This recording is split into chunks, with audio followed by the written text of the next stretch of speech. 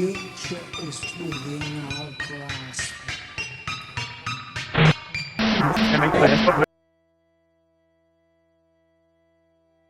I'm inundated with questions all the time, and I have patience that is infinite to answer questions and questions.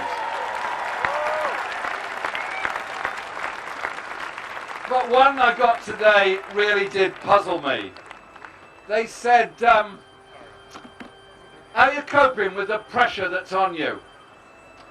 I simply said this: there is no pressure on me. None whatsoever. Real pressure is when you don't have enough money to feed your kids, when you don't have a roof over your head, when you're wondering if you're going to be cared for, when you're wondering how you can survive, you're wondering how you're going to cope with the debts you've incurred, you're wondering if your lovely employer is going to give you a call to give you a couple of hours work, or not bother, or change their mind when you're on the bus on the way to do that job. That is the real pressure in our society.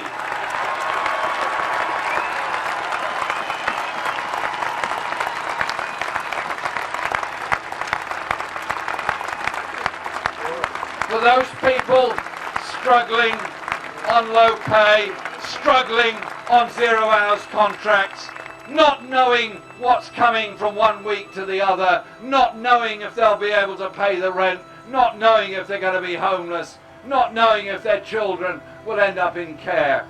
That's the kind of brutal pressure that's put on people every day of the week in this country.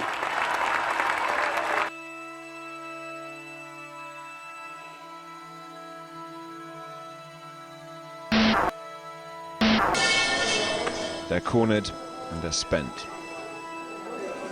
Police control every exit, and they've threatened to open fire with live ammunition. The protesters hid themselves behind walls of fire. All summer and now autumn, they've been saying, if we burn, you burn with us. Let's move straight to France, because there's paralysis across large parts of that country today, with the biggest public sector strikes in decades. Por una problemática de sobre todo el sistema en general, sobre todo el sistema neoliberal que estamos hablando en Chile, sufrió una crisis, o sea, llegamos a una crisis en la que nos dimos cuenta de que ya este sistema ya no puede dar más. They're saying Britain Trump. They're saying Britain Trump. They're saying Britain Trump. At least 40 people were killed and 2,000 injured in protests across the country on Friday. Security forces used live rounds and tear gas against demonstrators. The protests began 3 weeks ago against corruption, lack of jobs and economic hardship, despite the country's massive oil revenues. Aline McBull sent this report from New Zealand. We begin today's show in Brazil, where an indigenous forest protector named Paulo Anti-government Paulino demonstrators took to the was streets shot of dead in the Baghdad Amazon in by their illegal thousands. loggers on Saturday. It's the latest attack in a wave of violence targeting indigenous land protectors since the election of Brazil's far-right President Jair Bolsonaro last year. Guajajara was killed when he and another forest protector were ambushed by a group of illegal loggers inside the Arariboia reservation in the northeastern state of Maranhão. He was part of a group called Guardians of the Forest. Guajajara spoke to Reuters in September about his efforts to save the Amazon. We are protecting our land and the life on it, the animals, the birds, even the tribe who are here too. There's so much destruction of nature happening. Good trees with wood as hard as steel being cut down and taken away. I'm scared sometimes, but we have to lift up our heads and act. We are here fighting. Attacks against indigenous people in the Amazon have spiked since Bolsonaro came to office. His administration's work to open the Amazon even further to logging, mining, and agribusiness companies while violating the land rights of indigenous peoples. Earlier this year, 8 former environment ministers warned Bolsonaro's administration was systematically destroying Brazil's environmental policies, with one former minister saying Brazil is becoming an exterminator of the future. We can embrace chaos and see that chaos is the environment in which we all thrive. That's how I've done it for years. You think I could have gotten away with this in the Soviet Union? I don't think so. I require a society on the brink of social breakdown to be able to do my work. And I think a society on the brink of social breakdown is the healthiest situation for individuals. I don't know how many of you have ever had the privilege of being in a society in a pre-revolutionary situation, but the cafes... But I think of love as something strong and that organizes itself into powerful direct action.